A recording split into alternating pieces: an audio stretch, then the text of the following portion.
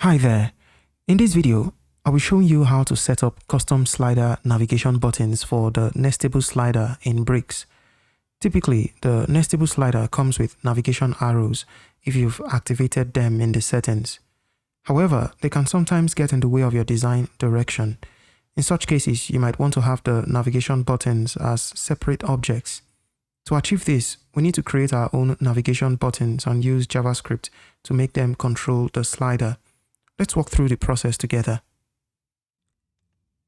So what I have here is a nestable slider element.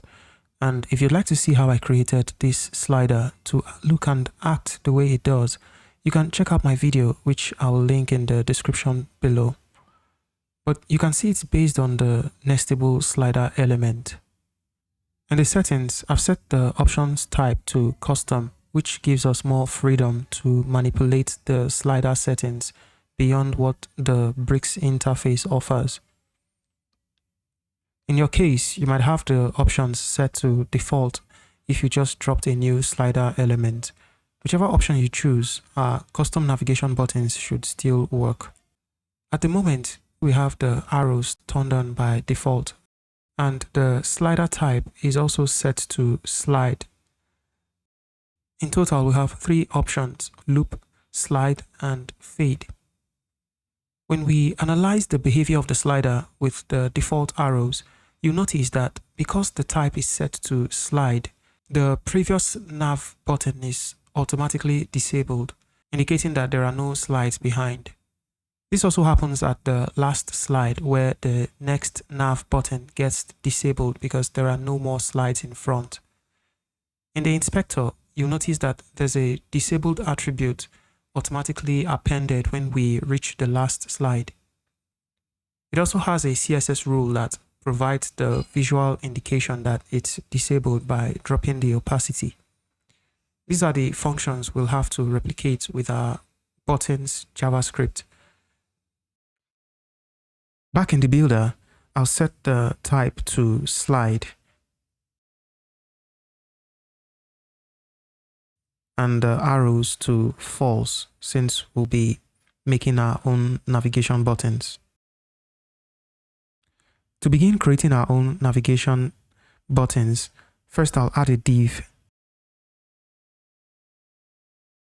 and inside that div, a button.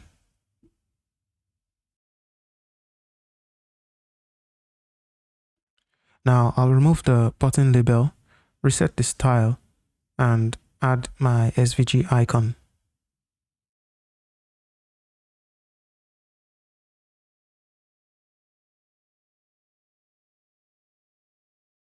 Now we'll apply CSS classes to the elements so we can style them properly. I'll be using the BEM CSS tool, which comes with automatic CSS, but you can apply the classes manually if you like. Just take note of the class names. I'll be calling this custom nav, while the buttons automatically get custom nav _ button as their class names. I'll change the icon on our next button, so I'll use a different SVG that points in the opposite direction.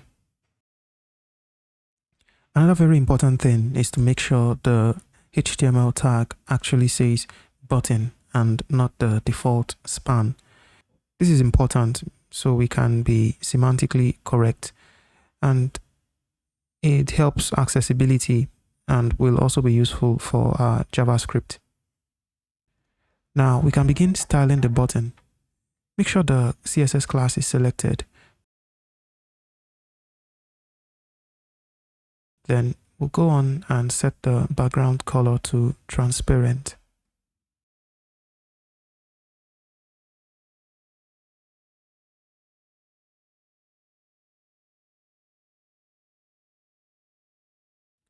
Next, I'll style the borders.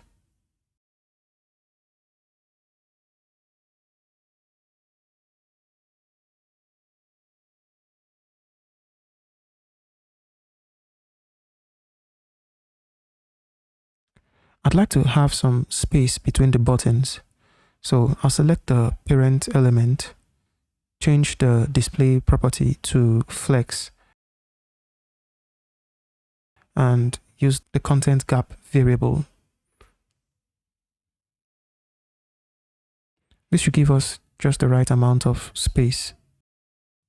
I'd also like to add in hover effect.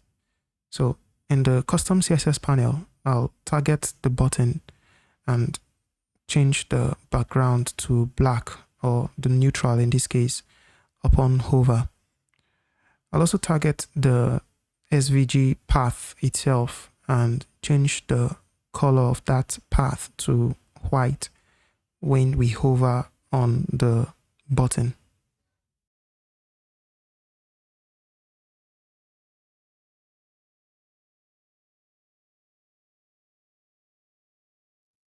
With the button styling out of the way, it makes sense for us to clear our bases in terms of accessibility. Remember, we just have these two buttons with an SVG icon. There's no label. And so the least we can do is use ARIA labels so that people who use screen readers might also be able to detect or identify these buttons. So under attributes, I'll add the ARIA label and call this one previous slide. I'll also do the same with the second button and call that one next slide.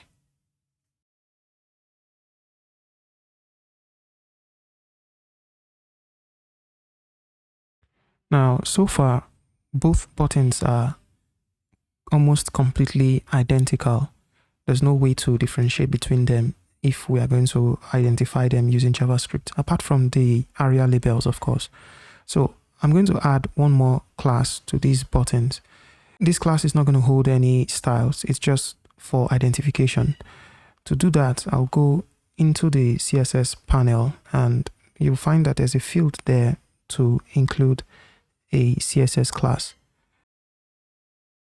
Something to keep in mind though is that if you're going to add that class, it's very important that you deselect the already existing class up there. Otherwise, it's not going to be applied. It's a minor bug in Bricks, and I've gone ahead to report it in the forums.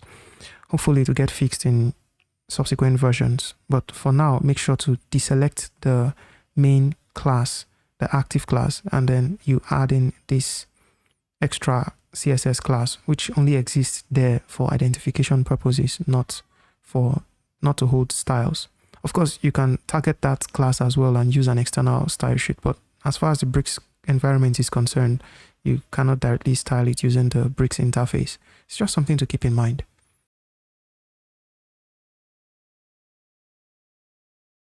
So I'll do the same for the second button and call it custom nav button next.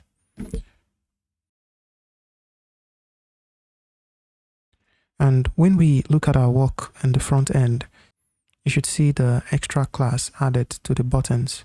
Our ARIA labels are also reflected, previous slide and next slide. One more thing I forgot to add is the border color. So I'll rectify that.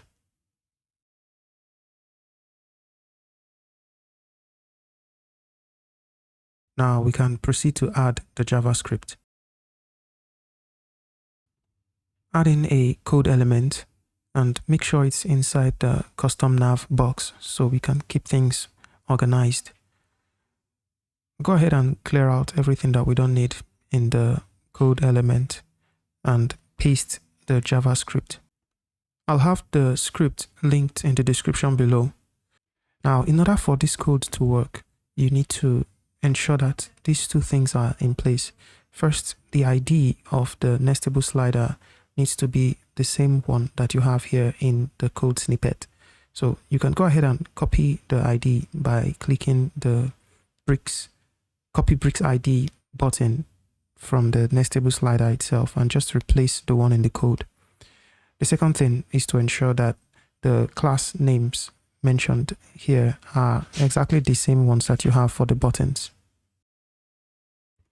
In this case, it's custom nav button previous and next respectively. So I'll modify the code to reflect the same.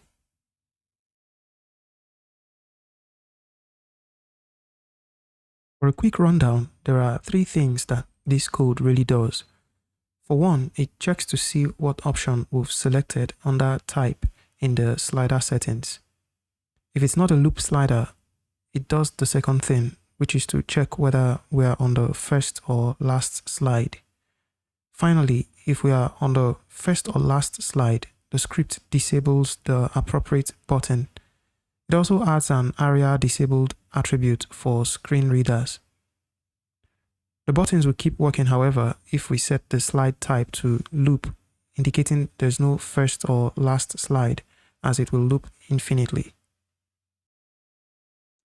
Now I'll go ahead and execute code and render without wrapper so it doesn't occupy physical space on the page. Now we can preview our work.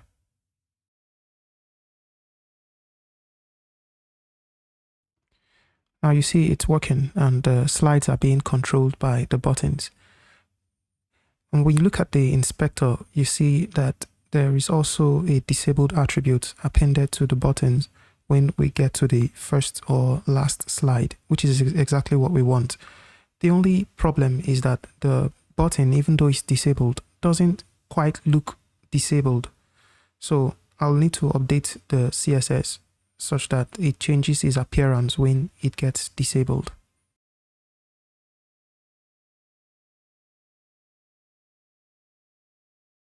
To this effect, I'll navigate back to the button in Bricks Builder and update the CSS such that we target the button while it has the disabled attribute.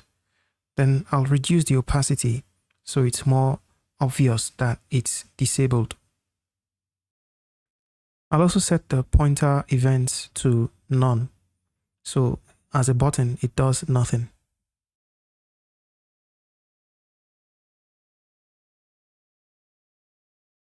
Now, when we preview at the front end, it's more obvious when a button is disabled. You can also observe in the CSS panel that the opacity and pointer events rules are active on the disabled button. Now, if we go ahead and change the slide type from slide to loop, you see that the buttons remain active all through because it's supposed to loop infinitely, which is really cool. So that's how to set up a custom navigation element in Bricks. Please feel free to post in the comments if you have any questions or need clarification. If you found this video helpful, be sure to click the subscribe button so you don't miss out on more nifty tutorials that I have planned. If you need help executing on a website design project or for general consultation, you can drop a message through my website's contact form or schedule a meeting. If you haven't already, check out my multi-level header menu template for Bricks Builder. It's designed to provide a robust starting point in creating a simple yet powerful header menu relatively quickly. The template also includes a CSS style sheet where I've curated all the most important styling options in one place, so you don't have to go hunting around the Bricks user interface to have a header menu that looks and feels exactly how you would want. My favorite feature by far is that it offers a true multi-level experience on mobile, making content easily accessible without overwhelming your users. Plus, you can replace the boring old toggle icon with something more delightful. You can purchase the multi-level header template at the link in the description below.